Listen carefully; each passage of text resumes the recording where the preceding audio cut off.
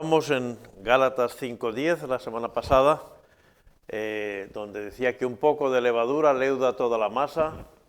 Yo confío respecto de vosotros en el Señor, que no pensaréis de otro modo, mas el que os perturba llevará la sentencia a quien quiera que sea.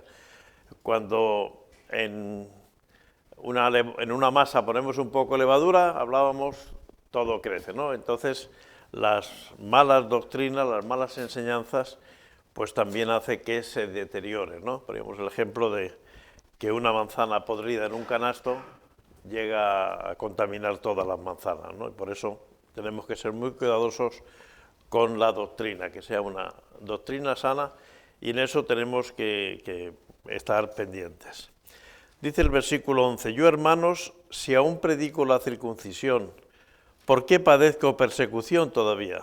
En tal caso se ha quitado el tropiezo de la cruz. Ojalá se mutilasen los que os perturban. Pablo se había negado a predicar que la circuncisión era necesaria para la salvación. La circuncisión puede ser una señal de judaísmo, puede ser una señal higiénica, incluso cultural, pero lo que está claro es que no es una señal de fe, eso no te va a salvar, ¿no? Y los judaizantes pues odiaban a Pablo por eso y era perseguido, ¿no? De hecho, en varios pasajes de Hechos de los Apóstoles, 18, 19, 20, vemos cómo eran los mismos judíos los que acusaban a Pablo y los que promovían, por ejemplo, que lo apedrearan algunas veces, porque la forma de ajusticiar a los judíos era el apedreamiento, ¿no? Es decir, que Pablo no fue perseguido al principio tanto por los romanos, sino por los propios judíos por culpa de esa doctrina, ¿no? El tema es que predicando la ley se puede eludir la cruz. La cruz siempre es un tema muy peligroso. 1 Corintios 1:22 dice que los judíos piden señales y los griegos buscan sabiduría. Es decir, los judíos estaban acostumbrados a las señales. Ellos vieron las plagas de Egipto, cruzaron el Mar Rojo y cuando estaba el profeta Elías, pues bajó fuego del cielo. El pueblo de Israel siempre era un pueblo acostumbrado a las señales. Por eso Jesús, sabiendo que ellos iban a estar pendientes de las señales, pues hacía los milagros o hizo la resurrección de Lázaro porque sabía que ese mensaje calaba. Los griegos, sin embargo, eran más la filosofía, entonces la teoría, la doctrina. Entonces, a uno le gustaba más una cosa, por eso leemos en Hechos, cuando Pablo estaba en Atenas, que les dice al Dios no conocido, porque a ellos les gustaba filosofar y poder discutir las diferentes tendencias. Pero ni a judíos ni a griegos les iba bien el tema de la cruz. A los judíos porque decían en Deuteronomio, maldito el que es colgado en un madero. Y a los griegos porque esa era una condena romana y los griegos no querían nada de los romanos, por lo tanto no le iba bien. Por eso dice, los judíos piden señales y los griegos piden sabiduría, pero nosotros predicamos a Cristo crucificado. Para los judíos, ciertamente tropezadero, y para los gentiles, locura. Es decir, los griegos que creían en todo un conjunto de dioses, ellos tenían sus Olimpos, todos sus dioses, decían, ¿cómo van a crucificar a una divinidad? Es imposible. Es decir, pero también para nosotros, si Jesús no se hubiera despojado de la deidad, no lo podían haber crucificado. Es que Jesús se hizo hombre y rechazó y dejó toda la divinidad en el cielo. Entonces podía morir, pero como Dios no podía venir. Y los griegos decían, si era hijo de Dios no puede morir. Por lo tanto, es una contradicción. Y los judíos decían que eso era una maldición y como el Mesías iba a vivir una maldición. Por lo tanto, podemos entender, pero Pablo dice, pero nosotros tenemos que predicar a Cristo crucificado. Sin la cruz no hay evangelio, sin la cruz no hay salvación, porque a través de la cruz es la salvación, ¿no? 1 Corintios 1:17 dice, no me envió Cristo a bautizar, sino a predicar el Evangelio, no con sabiduría de palabras, para que no se haga vana la cruz de Cristo. Es decir, Pablo dice, yo no quiero cambiar nada del mensaje de la cruz. Eso fue lo que a Pablo le costó estar 3 años en el desierto, poder entender cómo el Antiguo Testamento y Cristo estaban en una misma línea, ¿no? Dice en este versículo, ojalá se mutilasen aquellos que quieren que entréis en la circuncisión, ¿no? Resulta duro que un apóstol o que un cristiano pues lance como una maldición, ¿no? Ojalá se mutilasen. Es decir, en vez de cortar un trocito de la piel, ojalá se castrasen, ¿no? Está diciendo, ¿no? Para que así ya no quitar los problemas de raíz. Y es duro, pero aunque eso no es lo habitual en un creyente, cuando las cosas llegan a un punto de blasfemia, que se blasfema la palabra de Dios, podemos decir, bendito sea Dios y su palabra, y maldito todo lo contrario a ella. A veces no nos queda más remedio que cortar por lo sano. Es decir, que no podemos mantener ciertas amistades si esas amistades van a romper nuestra casa, o si esas amistades van a destruir nuestra vida laboral, ¿no? Entonces tenemos que en un momento determinado ser tajantes y ser rígidos, o si van a dividir la iglesia. Ahí tenemos que tener cuidado, ¿no? Vosotros queréis centrar la enseñanza en contar un trozo del prepucio del hombre, y yo podré que los falsos apóstoles sean cortados. Mateo 18:5 dice, y cualquiera que haga tropezar a alguno de estos pequeñitos que creen en mí, mejor le fuera que se le colgase al cuello una piedra de molino de asno y que se le hundiese en lo profundo del mar. Es decir, las piedras de molino de asno, los que las han visto es que los asnos eran los que movían los molinos en aquel tiempo. En Israel, la zona donde no hay viento, por ejemplo, aquí en Mallorca, yendo hacia el aeropuerto, hay muchos molinos, ¿no? Porque el viento mueve las aspas y eso, por ejemplo, se usaba mucho para sacar agua, ¿no? En otras zonas se usaba esa fuerza del viento para mover las piedras del molino y machacar aceitunas o el trigo y hacer harina, ¿no? Y esas piedras, por supuesto, eran piedras que machacaban, pues eran piedras muy duras. Y dice el Señor que cuando uno pone un tropiezo, pues mejor colgarse una piedra y echarse al mar. Por lo tanto, es una advertencia clara. Dice, porque vosotros, hermanos, a libertad fuisteis llamados, solamente que no uséis la libertad como ocasión para la carne, sino servíos por amor los unos a los otros. Pablo está diciendo, el pueblo de Israel estaba sujeto a la ley, y la forma de ser salvos era cumplir la ley. Como no cumplían la ley, Dios le dijo, pues aquí están los sacrificios. Cada vez que ofendáis a la ley, hacéis un sacrificio, ¿no? Y de esa manera os vais supliendo cumplir la ley. Pero ahora Pablo dice, con Cristo el mensaje que ha venido es la libertad. Pero la libertad no es para hacer lo que queramos, ¿no? Es decir, o que nuestra carnalidad, que es lo que, por ejemplo, algunas iglesias evangélicas predican. Si Cristo me ha perdonado todos los pecados, los que he hecho hasta hoy y los que voy a hacer, pues no pasa nada, haga lo que haga, porque están todos perdonados en Cristo Jesús. Por lo tanto, puedo hacer lo que quiera. Esa es una teología errónea. Tiene parte de verdad, Cristo ha pagado por todos los pecados, pero tiene una parte falsa. Eso no quiere decir que yo puedo vivir como me da la gana. Es decir, Pablo, para corregir el posible error del libertinaje, vuelve a los 2 parámetros que rigen la vida de la Iglesia cristiana, el Espíritu Santo y el amor. servíos por amor los unos a los otros. Algunos creen que el amor exime de la ley. Es decir, que si como nos amamos ya no tenemos que cumplir la ley. Pero no es verdad, la verdad bíblica es que el amor es el cumplimiento de la ley. Romanos 13:10 dice, el amor no hace mal al prójimo. Así que es el cumplimiento de la ley, es el amor. Cuando Jesús tuvo que resumir la ley, la resumió en 2 mandamientos.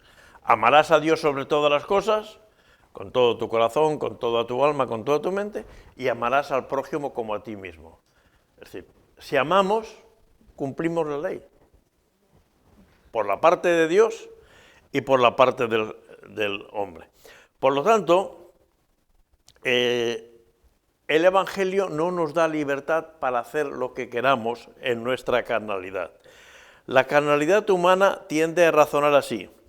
Si estamos sin ley, podemos hacer lo que queramos. Es decir, si yo voy por una calle donde no hay ningún límite de velocidad, donde no hay ningún semáforo, donde no hay... ¿Yo puedo circular a 100 por hora que esté en la ciudad? No. Es verdad que a lo mejor en esa calle no hay ningún... Pero hay una ley superior que dice que en la ciudad no se puede circular a más de 40. Entonces yo tengo que respetar esas leyes, aunque en ese momento no haya ninguna ley. O si pasa un peatón yo tengo que frenar. ¿Por qué? Porque no puedo atropellar a la gente. Entonces, espiritualmente es así. En Judas, versículo 4, dice, porque algunos hombres han entrado encubiertamente, los que desde antes habían sido destinados para esta condenación, hombres impíos que convierten en libertinaje la gracia de nuestro Dios y niegan a Dios, el único soberano, y a nuestro Señor Jesucristo. Es decir, entra gente que dice, bueno, no te preocupes, bueno, la carne es débil, pero si has pecado, tú no te preocupes, no tengas pesar, alaba a Dios y ya está. No podemos permitir que el pecado forme parte de la vida del cristiano, porque eso sería no amar a Dios. Dice, porque nosotros a libertad fuisteis llamados, ¿no? Primera de Pedro 2:16 dice, como libres, pero no como los que tienen la libertad como pretexto para hacer lo malo, sino como siervos de Dios.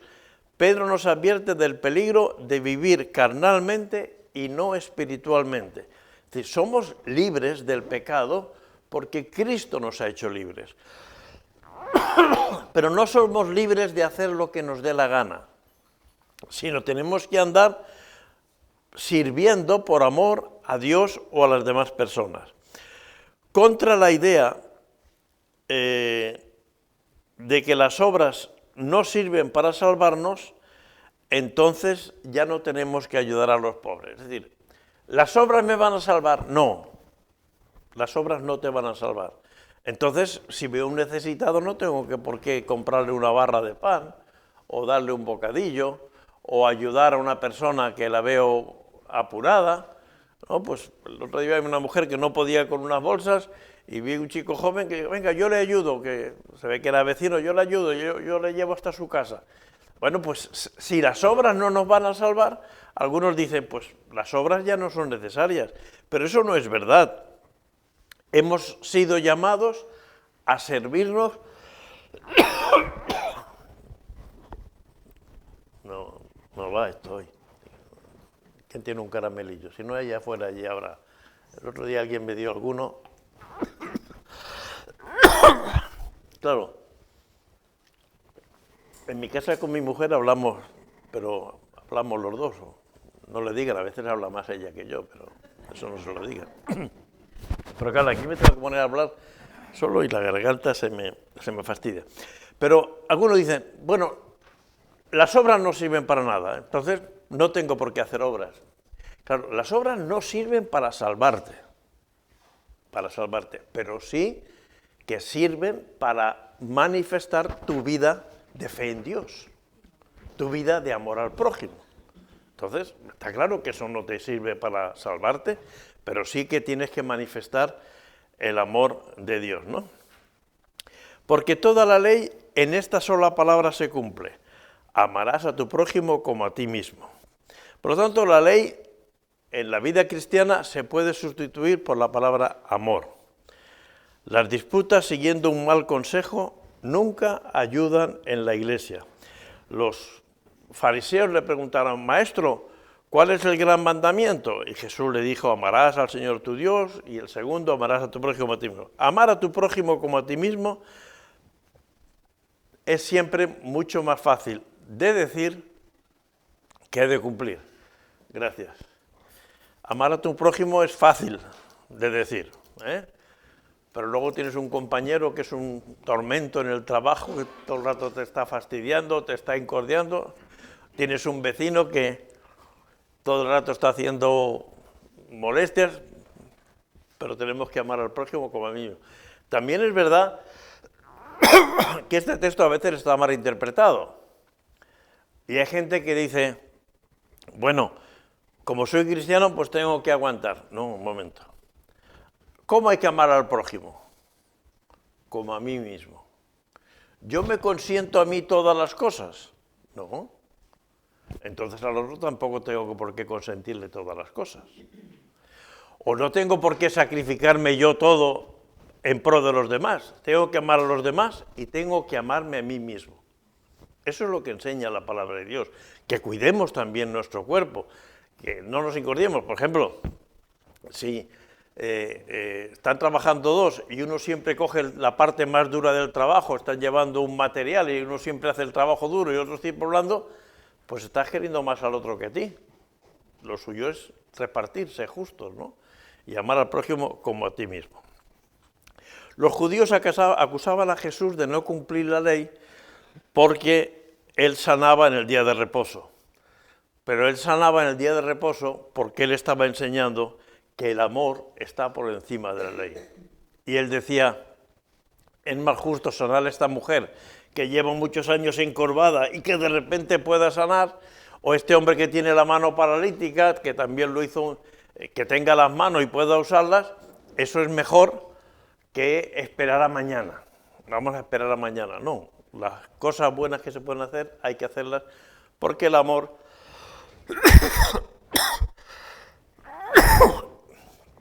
está por encima de la ley. Toda la ley en esta sola palabra se cumple. Amarás a tu prójimo como a ti mismo.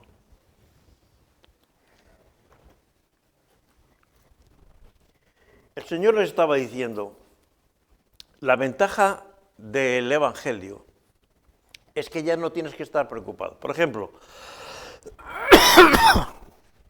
en el pueblo de Israel, cuando empezaba la luna nueva, se empezaba el mes. Entonces, en el torreón del templo, había uno de los levitas con una trompeta. Y cuando se veía la primera estrella, a eso de las 6, las 7 de la tarde, porque los días en Israel empezaban a las 6 de la tarde, más o menos. Es decir, que así como nosotros empezamos a las 12 de la noche, ellos cuando anochecía ya acababa un día y empezaba el otro. Entonces cuando salía, sonaba, y eso decía que había empezado el mes. Y ese primer día del mes era un día en el cual había que ofrecer una serie de sacrificios, ir al templo, tener un tiempo de oración y tal. Y claro, había que estar pendientes de que era luna nueva. Los judíos, aún hoy en día, los meses los hacen por las fases de la luna. Sabéis que las fases de la luna duran 28 días. Entonces, cada 28 o 29 días era un mes nuevo, ¿no? Y luego ellos tienen, algunos años tienen 2 diciembre, ¿no? Para compensar los 365 días, ¿no? Entonces, cada 4 años tienen 2 meses 12 y así llevan las primaveras, porque si no se iría cambiando las estaciones, primavera, verano, otoño, invierno, ¿no? Pero tenían que estar pendientes de ese sonido. Entonces, ese día había que hacer unas cosas. Cuando llegaba el sábado, había que cumplir las cosas. Cuando llegaban las 6 de la tarde del viernes, Ya no se podía trabajar, ya no se podía cocinar, ya no se podían hacer las camas, por ejemplo. Ese día se dormía con las camas hechas, pero hasta el día siguiente, a partir de las 7 de la tarde, no podías volverlas a hacer, ¿no? Es decir, esa costumbre, yo me acuerdo que mi madre siempre nos decía, nunca hay que salir de casa sin hacer las camas. Pues no, el sábado por la mañana no se podían hacer las camas. Te ibas al templo o te ibas a la sinagoga, pero no, porque no podías hacer nada de provecho. Bueno, pues todas esas leyes, los sacrificios, cuando era la fiesta de la Pascua, de Pentecostés, todo eso, dice Pablo, si tú amas a tu prójimo como te ama a Dios, todas esas cosas te puedes olvidar, ¿no? Toda la ley se cumple esa palabra. La ley te obligaba a estar siempre pendiente de qué me toca, de qué necesito, de qué tengo que hacer cuando nacía un hijo, cuando nacía un animal en tu casa, etc. ¿Quién es mi prójimo? Pues mi prójimo es cualquier persona que necesite mi ayuda. Pablo se lo recuerda a los Gálatas. Si tantas te ganas de cumplir la ley, en una frase está el cumplimiento de la ley. La explicación del prójimo es la que da Jesús cuando la parábola del buen samaritano, ¿no? Que, ¿quién fue su prójimo? El que le ayudó, ¿no? Entonces, prójimo es ayudar al que necesita ayuda. El mundo está lleno de personas que necesitan nuestra ayuda, en lo espiritual, en lo personal o en lo material. Y eso es importante, que lo tengamos en cuenta. Gracias. Un poco, estoy tomando agua fría y lo estoy empeorando a lo mejor, ¿no? Claro. ¿Qué le vamos a hacer? Gracias, David. Entonces, el prójimo es quien necesita ayuda. En esa parábola Jesús pone a un samaritano y a un judío. Es que da igual, es igual. Es que es un musulmán, es que es un marroquí, es que es un mallorquín, es que es un blanco, que es un negro. El prójimo es el que necesita mi ayuda. Y ahí está el cumplimiento de la ley. Y Pablo está tratando de que salgan de esa costumbre. Dice, pero si al contrario os mordéis y os coméis unos a otros, mirad que también no os consumáis los unos a los otros. Las disputas, las discusiones, las peleas, siguiendo un mal consejo, nunca ayudan en la iglesia, ¿no? Estaba esa discusión que era muy normal, es decir, si siempre lo hemos hecho así, ¿por qué ahora vamos a cambiar? Pues vamos a cambiar porque Cristo ha venido a nuestra vida, porque a partir de la cruz las cosas son distintas. Los sacrificios que hasta entonces eran buenos, ahora ya no son necesarios.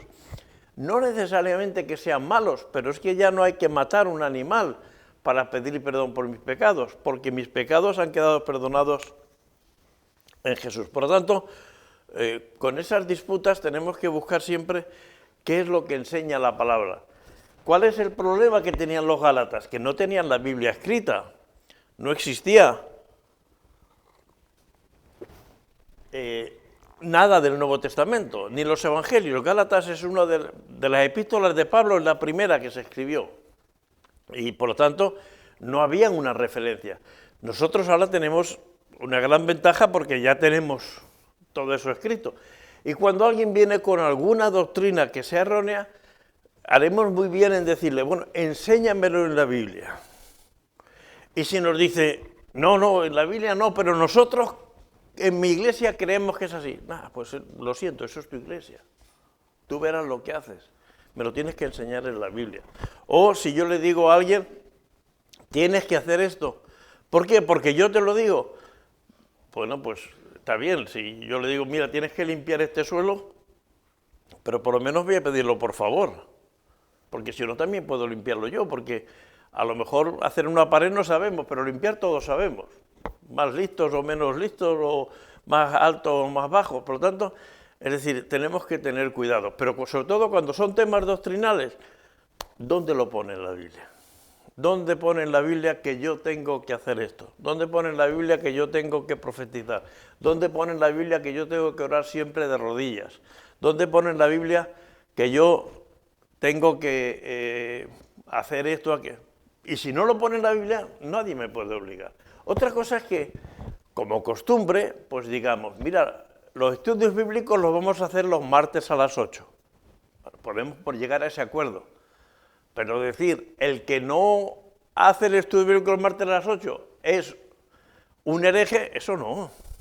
Porque eso no tiene sentido, ¿no? O el que no lo hace así, como yo digo, ¿no? No es fácil enseñar que la fe sin obras es suficiente para la salvación y luego pedir que tenemos que hacer las obras que muestran nuestro amor al prójimo. Claro, es decir, las obras no son necesarias para la salvación, pero las obras son necesarias para que la gente vea que yo soy cristiano.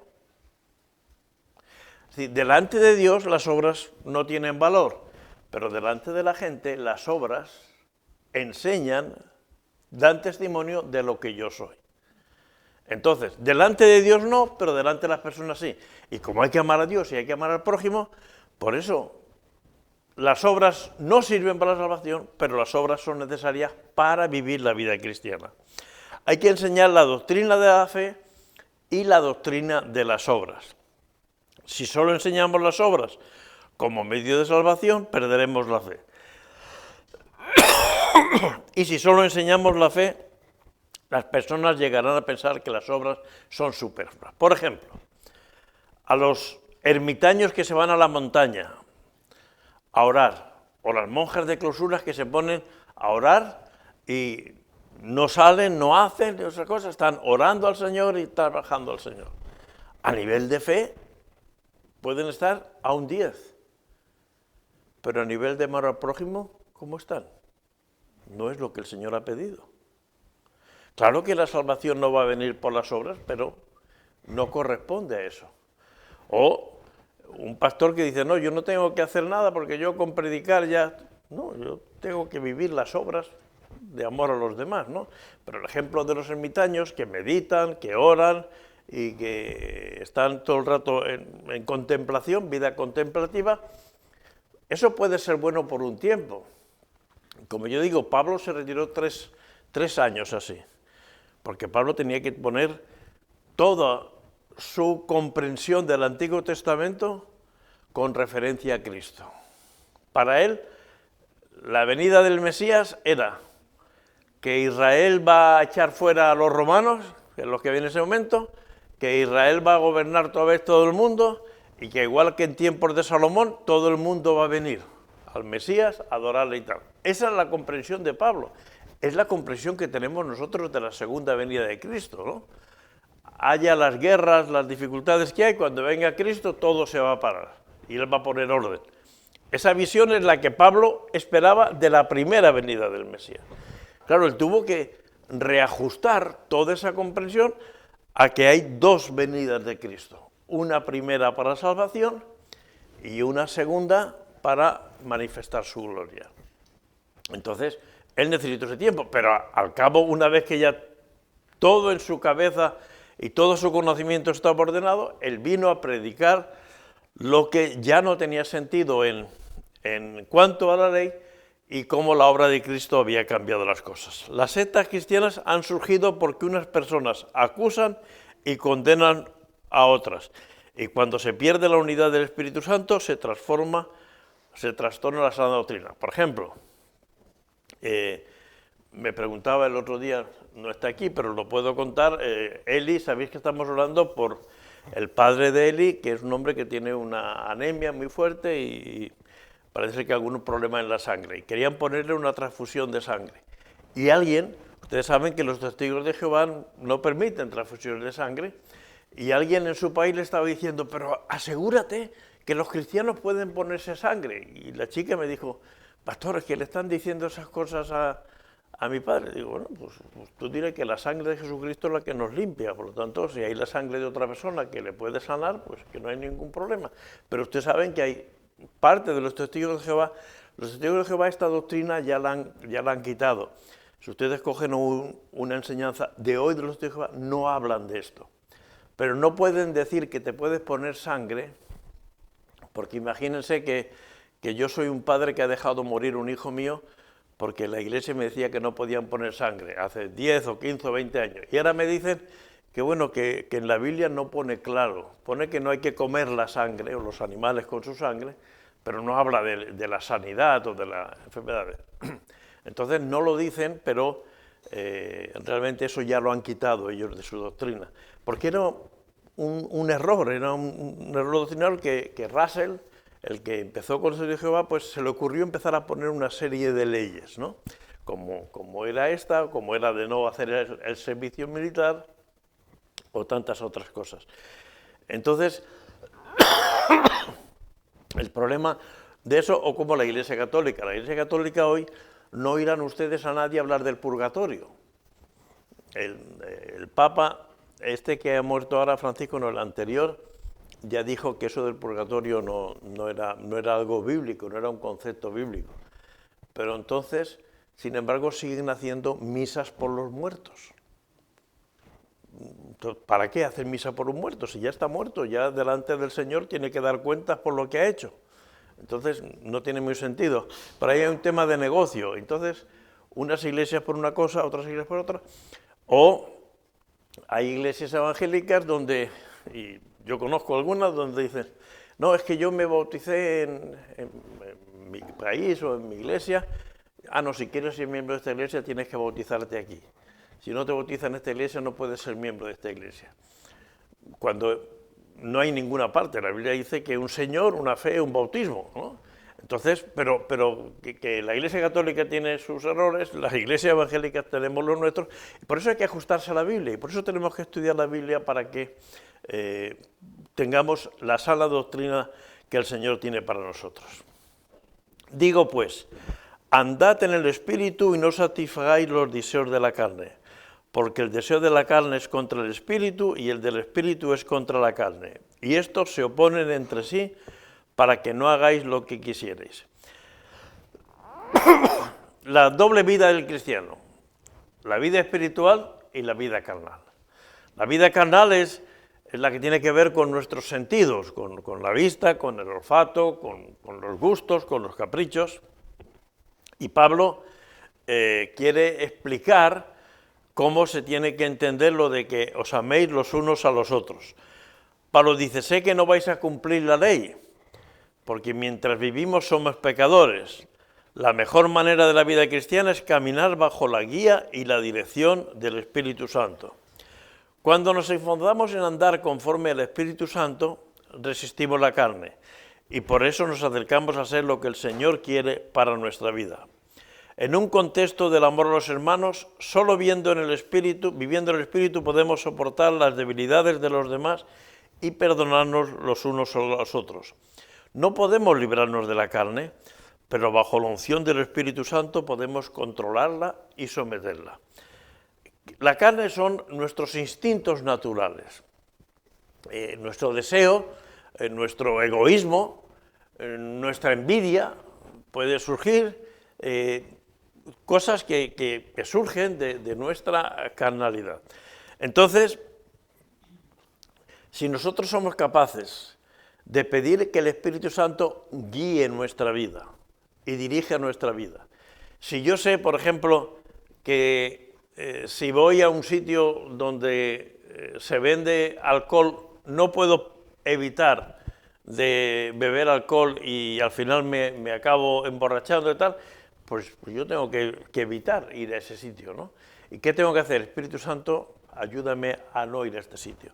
O por ejemplo, si yo tengo un problema de juego, sabéis que las casas esas donde hay juegos tienen muchos colorines, muchas lucecitas y tal para atraer a la gente. Yo tengo problemas con el juego, que me juego el jornal de la semana o del mes y entonces, pues si yo sé que en esa calle hay un sitio y ya he entrado 3 veces en este último año porque digo, bueno, a ver si consigo 500 euros para poder comprar, porque siempre el engaño de nuestra mente, la culpa siempre se la echamos, es que el diablo tiene la culpa de lo que tiene, pero muchas veces somos nosotros que nos calentamos y eso es nuestra carnalidad. Digo, a ver si consigo 500 euros y puedo comprar una lavadora nueva, ¿no? A mi mujer, ¿no? Y, qué buen corazón. No, yo me pongo allí a jugar, al final los 100 euros que llevo en el bolsillo me los gasto. Porque gano a lo mejor 20, yo no he jugado nunca, pero Es lo que me cuenta la gente por si yo sé que en esa calle hay uno y a mi casa se puede ir por esa calle por otra, Espíritu Santo, guíame por esta calle. Y ahí sujetamos nuestra carnalidad. Ahí sujetamos nuestra carnalidad. Es decir, yo, si voy conduciendo y me salto un stop, ¿quién es el responsable? Yo. Ahora, si yo voy en un autobús y el autobús se salta un stop, ¿quién es el responsable? El conductor del autobús.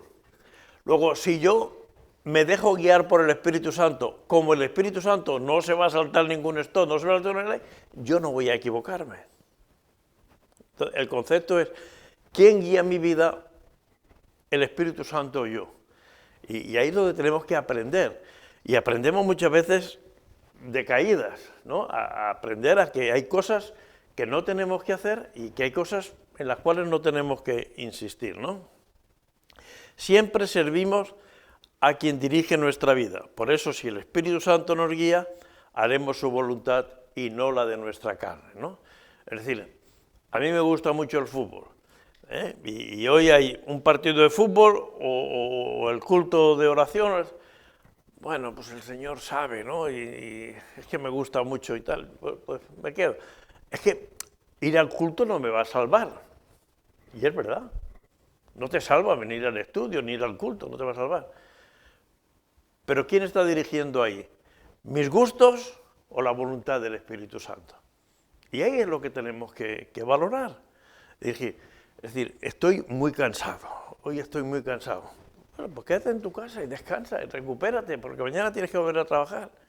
Yo nunca, sobre todo la gente que trabaja en la construcción o en trabajos súper duros, pues yo entiendo que hay días que uno puede estar cansado y no pasa nada, eso no tiene que ponerte mala conciencia. Ahora, si eras como yo que trabajaba en una oficina y estaba sentado 5 o 6 horas cada día por el rato que te levantabas a hacer una fotocopia, claro, físicamente cansado, no terminaba, a lo mejor te doy un poco la cabeza, pero yo puedo entender que eso. Ahora, cuando me ponen ir a una fiesta o ir a la iglesia, ver un deporte o ir a la iglesia, entonces yo tengo que valorar y no echarle la culpa, ya digo, no echemos la culpa al diablo, que el diablo se lleva más culpas de las que se merece, que ya bastantes tiene, sino que yo tengo que tomar decisión. Y es culpa mía, es mi decisión. Por eso Pablo dice, no satisfagáis los deseos de la carne. No habla aquí del diablo para nada, habla de mí, sino que el Espíritu Santo y yo. Cuando resistimos a la carne y no hacemos lo que nos pide, ya estamos haciendo nuestra parte y el Espíritu Santo nos guiará a la victoria total. Es decir, cuando yo soy capaz de refrenar ese instinto y entonces decir, no, es que ahora me conviene esto. Ahora no quiero, pero ahora me conviene leer la Biblia, me conviene orar, hay muchos temas de oración, voy a tomarme 15 minutos para orar por las cosas. Eso es dar lugar al Espíritu Santo, ¿no? El Salmo 133 dice, ya veré algunos salmos por esta expresión, JAH, eso es una abreviatura de Jehová, ¿verdad? Si mirares a los pecados, ¿quién, oh Señor, podrá mantenerse? Es decir, si Dios mirase mis pecados, nadie podríamos mantenernos. Y cuando digo nadie, es nadie, no hay justo ni a un uno. Si Dios no tuviera misericordia de nosotros, nunca podríamos estar en su presencia. Por eso cuando el creyente rechaza el pecado, obtiene la bendición. Y ya digo, pecar no es simplemente robar, es muchas veces desear cosas que no tenemos que desear, ¿no? Un santo no es alguien de madera, sino un creyente que pide perdón por sus pecados y busca la guía del Espíritu Santo. La Iglesia está llena de pecadores arrepentidos, ¿no? Arrepentidos que el Señor llama a la santidad, pero la Iglesia no está llena de hombres y mujeres santos porque tengan una peana especial o una corona, ¿verdad? Pero si sois guiados por el Espíritu, no estáis bajo la ley. Lo que yo os decía antes, cuando yo voy en el autobús, yo no tengo que preocuparme si el semáforo está en rojo o está en verde. Eso tiene que preocuparse el conductor. Si somos guiados por el Espíritu Santo, las cosas de la ley es decir, automáticamente van a caer de su propio peso, van a rebalar. No porque no estén ahí, sino porque nosotros estamos en otra dimensión, ¿no? Andar en el Espíritu es la condición para vencer la carne, ser guiados por el Espíritu, es decir, el control del Espíritu Santo en nuestras vidas. La lucha entre espíritu y carne es universal y constante, y quien decide, quien vence, somos nosotros. Siempre hay esta lucha entre la carne y el espíritu. Y esta lucha va a depender de muchas cosas. Por ejemplo, quiero que mi familia esté mejor. Y como quiero que mi familia esté mejor, voy a buscarme un trabajo extra para los domingos, porque así voy a ganar 500 euros más y mi familia va a vivir mejor. Bueno, ¿que tu familia viva mejor es una cosa mala? No, está bien. ¿Que tú no tengas un día de descanso está bien? No, está mal. Tienes que controlar. Y quien decide eres tú. Dios nos ha enseñado que tenemos que tener un día de descanso. Y ese día lo dediquemos al Señor si somos cristianos. Cuando nosotros nos saltamos las normas que el Señor ha dicho, puede que ganemos más dinero. Hay gente que dice, me gustaría tener un barquito. Y luego dice, es que el único día que no trabajo es el sábado y el domingo. Si no aprovecho el barquito el sábado y el domingo, y al final el barquito te sirve para alejarte de las cosas del Señor. Cuidado con lo que pedimos. Me gustaría tener una casa en el campo. Pero como tengo en el campo, es que tengo sembrados tomates y cebolla, y tengo que ir a cuidar los tomates y cebolla. Y los días entre semana no puedo, tengo que ir. Cuidado. Cuidado, porque nosotros tenemos que tener el control.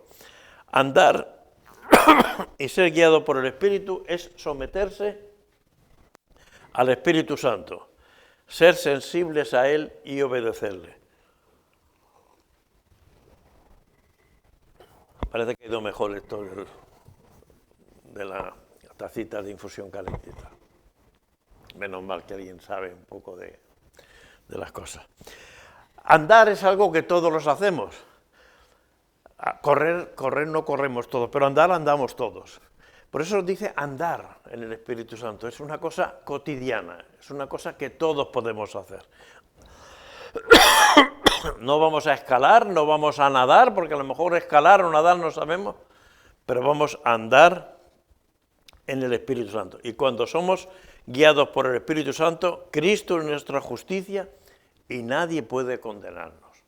Si yo voy andando por el Espíritu Santo, Él guía mi vida, Él maneja el autobús y Cristo no nos va a condenar, porque estoy diciendo, pero es que no has venido a la iglesia. No, es que el buen samaritano no hizo como el sacerdote y el levita, que dijeron, si tocamos sangre no podemos ir al templo, y es domingo y tengo que ir al templo, ¿no? No, el que hizo bien fue el que no fue al templo. Es decir, cuidado, no quiere decir que tenemos que hacer lo que los demás entienden, tenemos que hacer lo que el Espíritu Santo nos guía, ¿no? De una forma natural. Cuando nuestra carnalidad quiere tomar el control, debemos agarrarnos a la espada del Espíritu, que es la palabra de Dios, para resistir los dardos de fuego. Es decir, muchas veces se nos van a poner cosas sutiles, cosas que están ahí, y tenemos nosotros que tomar decisiones, ¿no? Es decir, ¿todos los trabajos son buenos? Pues a lo mejor no todos los trabajos son buenos, ¿no? Si sabemos que, por ejemplo, imaginaros que ponemos una gasolinera que cada litro está asisando pues X cantidad. Pues si nosotros lo sabemos, eso no podemos trabajar ahí. Tenemos que trabajar, ser honrados en el trabajo, en todas las cosas. Y tenemos que pedir la dirección del Señor en todas las cosas en nuestra vida para andar de una manera ordenada. Y manifiestas son las obras de la carne. Y aquí Pablo menciona 4 versículos, 20, 21, 22, 23, donde para que la gente no diga, bueno, ¿y qué son las obras de la carne y qué son las obras del Espíritu? ¿Qué es andar en la carne y qué es andar en el Espíritu? Pues entonces él hace aquí una lista que, como suelo decir, no deja títere con cabeza. Manifiestas son las obras de la carne, adulterio, fornicación, inmundicia. Bueno, ahora vamos a ver cada cosa de esta que es lo que es inmundicia, lascivia.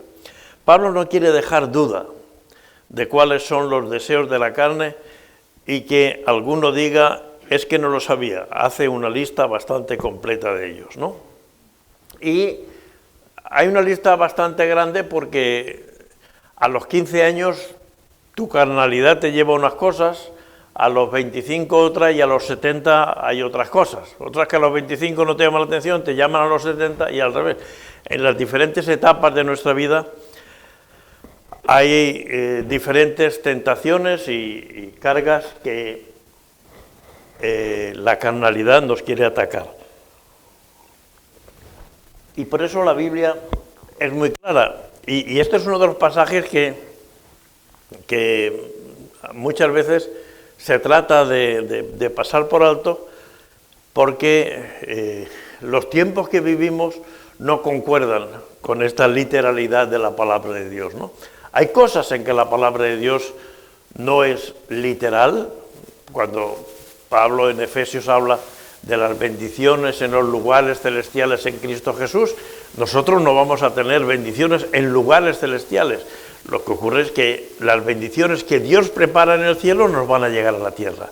Pero cuando habla de la carnalidad, está hablando de las cosas que pasan en el día a día en nuestra tierra, ¿no? Nadie está libre de las tentaciones, pero la receta siempre es andar en el Espíritu y resistir los deseos de la carne. Si tú eres un joven, pues te van a gustar las chicas y vas a tener tentaciones y vas a tener ganas de tener relaciones con ellas porque vivimos en un mundo sexualizado. Si eres pobre vas a querer tener dinero y vas a ser avaricioso y tienes que tener control sobre eso. Cualquier persona en la iglesia recién convertido, responsable de un área, un pastor o cualquier ministerio, nunca estamos exentos de ser tentados. Nunca nadie estamos.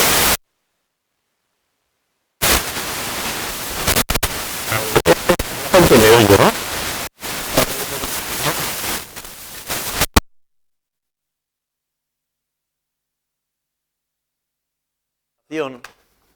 ¿De qué quiere decir cada una de las? ¿Lo has puesto conectado? Sí.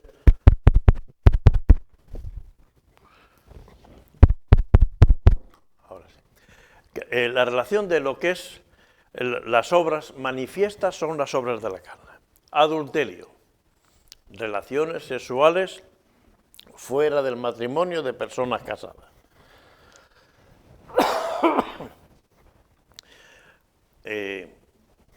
El Señor me ha mostrado que tengo que dejar a mi esposa y tengo que casarme con esta chica de 30 años. No, el Señor no te puede mostrar eso, porque eso en la Biblia se llama adulterio. La peor cosa que podemos decir es cuando decimos, el Señor me ha dicho. Porque si alguien me dice, el Señor me ha dicho, yo siempre le digo, pues entiéndete con el Señor. La Biblia no dice eso, pero entiéndete tú con el Señor. Porque yo le puedo decir, creo que el Señor no te lo ha dicho, pero si tú dices, pues entiéndete con el Señor. Adulterio, fornicación, relaciones sexuales fuera del matrimonio de personas solteras. Y Pablo menciona adulterio, fornicación. Inmundicia, todo lo que va contra los principios de santidad y pureza establecidas por Dios. Es decir, por ejemplo, la blasfemia no está aquí, pero una blasfemia, un insulto, un menosprecio, eso sería una inmundicia, porque va en contra de otra persona o va en contra de Dios, ¿no? Lascivia, la propensión a los deleites carnales, apetito inmoderado de algo, sea en el terreno de lo sexual, sea en el terreno de la moral, sea en el terreno de los negocios, de cualquier cosa. Es decir, una ansia por ganar dinero, por conseguir cosas. Idolatría, cualquier adoración que no sea conforme a la voluntad de Dios. Es decir, cuando para nosotros es más importante nuestros hijos que Dios, eso puede ser idolatría. Puede ser idolatría. Dirías, bueno, porque los hijos, sí, pero entre Dios y los hijos, Dios tiene que estar primero. Mi esposa y Dios tiene que estar primero. mis gustos y Dios, Dios tiene que estar primero. Porque idolatría no solamente, aquí no tenemos imagen, aquí no hay idolatría. Cuidado, cuidado.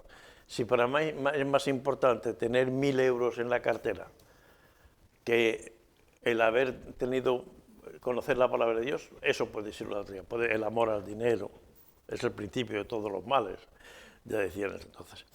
Hechicerías. Ejercer un maleficio sobre alguien por prácticas mágicas. Resistir al diablo, por ejemplo, es decir, alguien que dice, bueno, voy a consultar a un adivino o un astrólogo, voy a consultar el horóscopo, voy a buscar a alguien que me diga qué está pasando. Hoy en día, por ejemplo, a veces hacen comentarios de muchos artistas o personajes de televisión y dicen, no, hemos hecho la Ouija, y algunos dicen, y me ha asustado, porque realmente nos ha contestado y nos ha hablado claro. Cuando tú entras en el mundo de las tinieblas, Satanás quiere llamar tu atención y Satanás produce efectos y resultados, y cuidado con las hechicerías. Pero, por ejemplo, alguien dice, ¿y si alguien me echa mal de ojo? No sé si todo el mundo sabe lo que es mal de ojo. Mal de ojo aquí en España es que alguien que te tiene rabia buscaba una persona que tenía poderes supuestamente malignos para maldecir, que te pusieras enfermo, que te fuera mal en la salud, en el trabajo o en alguna cosa. Y si alguien te echa mal de ojo, hermanos, si nosotros estamos guiados por el Espíritu Santo, tenemos ese escudo de protección. No tengamos miedo. Ahora, si yo me voy a consultar a un adivino, oiga, ¿qué va a pasar con mi vida? Esta chica, este chico va a ser mi pareja. Sí, eso tienes que orar al Señor. Si te consultas a adivino, entras en el terreno de la hechicería, ahí hay un peligro. Saúl, cuando fue desechado, consultó a la divina de Endor. Y allí vieron la sombra de Samuel. Pero fue ya el final. Al día siguiente murió Saúl. Es decir, las hechicerías. Las enemistades. Aversión, odio entre las personas. Es decir, hermanos, no podemos odiar a nadie. Tenemos que amar a nuestros amigos y a nuestros enemigos también. Claro que si yo sé que alguien siempre me hace daño, pues me voy a proteger. Pero nadie me va a impedir, Señor, cuida a esa persona, guárdala, protégela, pero no tenemos que tener enemistades. Nosotros no podemos ser enemigos de nadie. Pleitos. Disputa, riña, pelea, pública o privada. Cuando dice pleitos no quiere decir que no defendamos nuestros derechos. Por ejemplo, si a mí me despiden del trabajo y es injusto, bueno, yo tengo que ir al juez a que haga justicia. Pero ser de esas personas que siempre están pleiteando, siempre están discutiendo, siempre están riñendo. No somos peleones. Cedemos, vale, pues, como se dice esto, tú quieres la razón, pues ten la razón, aunque no la tengas, ¿no? Cuando tenemos un derecho social tenemos que defenderlo. Si un vecino nos produce una gotera, una humedad en nuestra casa, pues tenemos que defender las cosas. Esto no quiere decir que no defendamos nuestros derechos, pero que no seamos esas personas que siempre queremos estar discutiendo, peleando, porque eso no edifica y no ayuda para nada. Celos. Una amenaza real o imaginaria de perder a un ser querido o no alcanzarlo de otro. Celos pueden ser en una pareja, ¿no? Entonces, los celos es falta de confianza y tenemos que buscar si nos dan motivo o si no nos dan motivo, o mira qué coche se ha comprado el vecino, parece mentira, que él que ni ama a Dios ni cree en Dios consigue esto y yo que estoy todos los días en la iglesia, sin embargo el Señor no me da. Cuidado con los celos, desear cosas que no tengamos. Iras.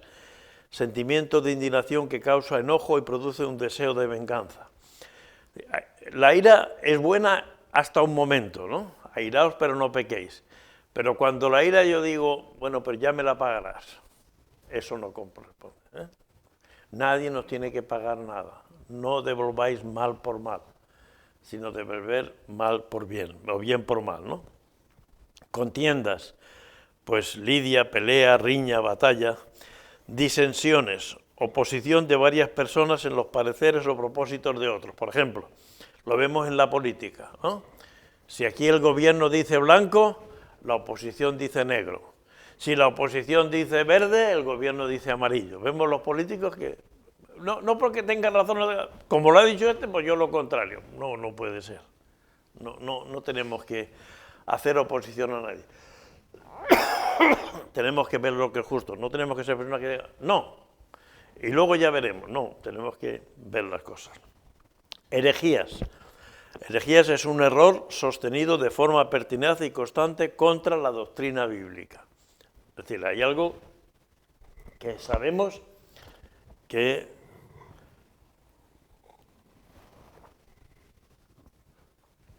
no se puede obligar a la gente a decir, por ejemplo, que yo diga, bueno, los miembros de la Iglesia me tienen que traer la declaración de la renta, y entonces en base a eso yo le digo lo que tienen que darme de ofrenda, ¿no?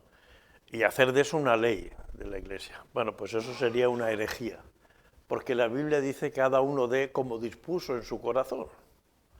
Pero sin embargo, podemos cambiarlo, ¿no? O, pues como han surgido, ya digo, los adventistas, los testigos de Jehová, los mormones y tantas cosas en las iglesias. Envidias, tristezas o pesar por el bien ajeno. No seamos envidiosos. Si Dios le da a un hermano que prospere en una cosa en otra, pues alegrémonos y no tengamos envidia, ¿no? No seamos envidiosos. Homicidios, provocar o desear la muerte de otra persona. Homicidio no es matar, pero es cuando yo digo, a ver si pasa un coche y te atropella, ¿no? O a ver si eso es homicidio, porque cuando uno piensa en su mente, para él ya está pecando, es para Dios, ¿no? Entonces cuidado con esas cosas. Borrachera, beber vino u otra bebida alcohólica hasta trastornar los sentidos y las fuerzas. Lo que está mal es emborracharse, ¿no? Los borrachos no entrarán en el reino de Dios. O las orgías, relación de personas en las que se practica sexo sin moderación ni control. Es decir, hay un detalle muy claro. Podemos decir, pero ahora estamos en el siglo XXI, entonces esto lo vamos a quitar y esto lo vamos a quitar. Pero la Biblia dice que de la Biblia no se puede quitar ni una jota ni una tilde. Por lo tanto, o no lo creemos o no nos lo creemos, pero de eso daremos cuenta al Señor. Y eso es la carnalidad. La carnalidad es cuando vivimos o no con el camino del Señor. ¿Qué concluye Pablo aquí? Los que practican tales cosas no heredarán el reino de Dios. Claro que una cosa es tener un día envidia o tener un día una mala respuesta, una mala eso, pero no practicar. Practicar es hacerlo de forma continuada. Es decir, que lo que no podemos es vivir en la pelea constante, en la lucha constante, en la mentira constante y todas esas cosas, ¿no? Porque esos no tendrán lugar, acceso al reino de Dios, no heredarán el reino de Dios. Y Pablo, guiado por el Espíritu Santo, da aquí una lista muy completa y muy extensa. Y luego el versículo 22 y 23, pues es lo contrario, para que digamos, a ver, mi vida, ¿estoy guiado por el Espíritu Santo o estoy guiado por la carnalidad? Entonces, lo siguiente, versículos 22 y 23, pero como también es muy amplia, pues eso será, y también haremos lo mismo, ir tratando de diseccionar qué es el gozo. Realmente, este versículo, fijaros que dice más el fruto, no dice los frutos, no dice los frutos del Espíritu Santo, porque él dice, los frutos del Espíritu Santo son amor, gozo, paz, paciencia, no. El fruto del Espíritu Santo es amor. Y el amor se manifiesta en gozo, paz, paciencia, bondad, mansedumbre, templanza. Contra tales cosas no hay ley, ¿no? Pero es el fruto del Espíritu Santo. Y es un poco enlazando con lo que decíamos los versículos anteriores. El cumplimiento de la ley es el amor. El fruto del Espíritu Santo es el amor. Porque contra el amor no hay nada. Contra el amor no hay nada.